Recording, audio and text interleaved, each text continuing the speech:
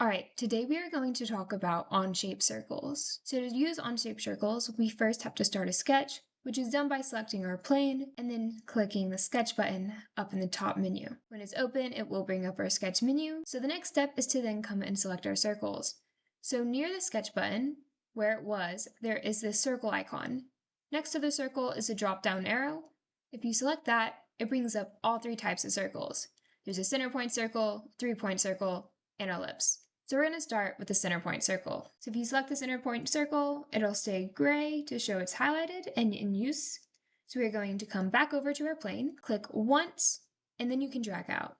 Now as you drag out, you create a circle. If you click one more time, you see how our dimensions are currently highlighted in white. That means we can straight type into a number, enter, and it sets our dimensions. Another way to set your dimensions for a circle is if you accidentally create a circle and you click off before saving your dimensions, you can come up to the toolbar, select the dimension tool, and then select the circumference of your circle. Dragging out, it lets you set your diameter. So even though we set the dimensions of these two separate ways, you can see that both our circles are the exact same. All right, so now we are going to move on to the 3-point circle.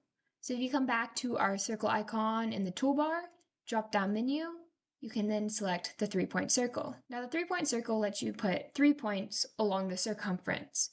So if I select 1 point, as you can see when I drag out, it lets me move the circle anywhere around that 1 point. I'm going to click again, and now when I drag the circle, it has a circumference that connects those 2 points. So based on where these 2 points are, I can select a third point. And now this is very similar to the last one, where if I click once and my dimensions are highlighted in white, I can straight type in my number to set the dimensions of the circle. Now it works the same way in the other aspect. If I draw the circle and I accidentally click off before I set dimensions, I can select the dimension tool, select the circumference of my circle, and set in the same dimensions. As you can see, they are both the exact same size. Now moving on to our last option, which is coming back up to the toolbar in the circle icon.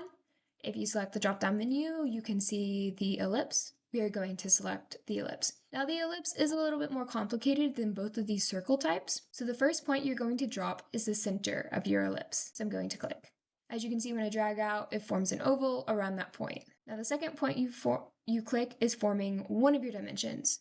So I'm going to use it to set the height. And then once that point's set, you have another click, which lets you set the other dimension of your ellipse. So if you click that, you can see how your circle becomes dark blue.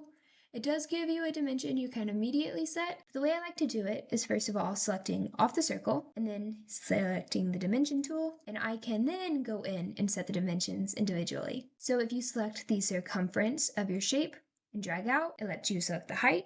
So I'm going to put the height here at 10. And then if you want to select the width, you are going to then select the circumference, but you are going to drag your dimensions into the center where you're hovering over the midpoint.